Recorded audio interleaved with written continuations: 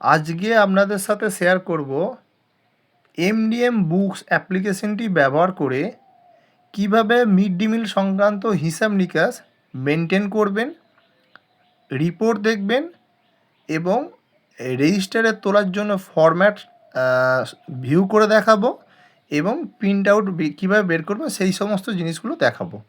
তো প্রথমে আমরা যেটা করতে হবে সেটা হচ্ছে এমডিএম ট্রেকারে এসে ডে টু ডে অর্থাৎ প্রতিদিনের যে স্টুডেন্ট আপনার মিড ডে মিলে পার্টিসিপেট করছে তার সংখ্যাটা এখানে উল্লেখ করতে হবে।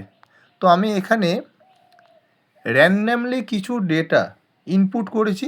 দেখুন, ইনপুট করার সাথে সাথে ক্যালকুলেশন সামারি এখানে শো করছে যে কত পরিমাণ চাল খরচ হবে এবং তার যে খরচ একটা হিসাব পেয়ে যাচ্ছি। সেভ এমডিএম রেকর্ডে ক্লিক করব। ক্লিক করার পর সেকেন্ড যে কাজটা হবে সেটা হচ্ছে ওই দিনে মিড ডে মিল চালানোর জন্য যে আপনাদের মুদিখানা এবং সবজি যে কত পরিমাণ খরচ হলো সেটা আপনাকে এখানে উল্লেখ করে সেভ করতে হবে। তো এখানে আমি একটা র্যান্ডামলি ডেটা ইনপুট করছি যে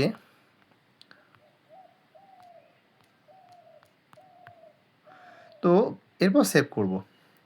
ব্যাস এইটুকু কাজ হচ্ছে মিড ডে মিল এন্ট্রি।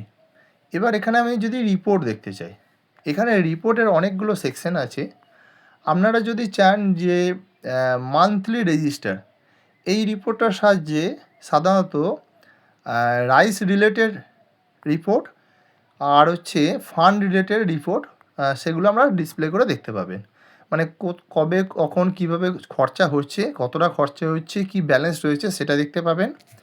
যদি আপনারা ডে টু ডে রিপোর্ট দেখতে চান মানে দিনের, তো সেক্ষেত্রে এই রিপোর্ট সেকশানে আসতে পারেন। এখান থেকে আপনারা হচ্ছে রাইসের যে ওপেনিং, রিসিভড, অ্যাভেলেবেল, ইউজড সমস্ত কিছু দেখতে পাবেন। আচ্ছা, যদি আপনারা যে কোনো রিপোর্টকে প্রিন্ট করতে চান, যেমন আপনাদের এমডিএম রেজিস্টার, সেখানে দেখবেন এক ধরনের ফরম্যাটে আপনারা রিপোর্ট উল্লেখ করেন, সেটা আপনারা যদি চান এখান থেকে দেখতে পাবেন যে সাধারণত এই ফরম্যাটেই লেখা হয় বা এখান থেকে আপনারা নোট ডাউন করতে পারেন। ঠিক আছে, এর সামারি দেওয়া আছে। আবার অনেক সময় আপনাদের রিপোর্ট হিসাবে জমা দিতে হয় একটা ফরম্যাটকে, সেটাও আপনারা এখানে দেখতে পাবেন বা এটা বিভিন্ন জায়গায় বিভিন্ন ফরম্যাটে জমা নেওয়া হয়। তো এখানে একটা ফরম্যাট সেট করা আছে এই যে। তো ধন্যবাদ পুরো ভিডিওটি দেখার জন্য।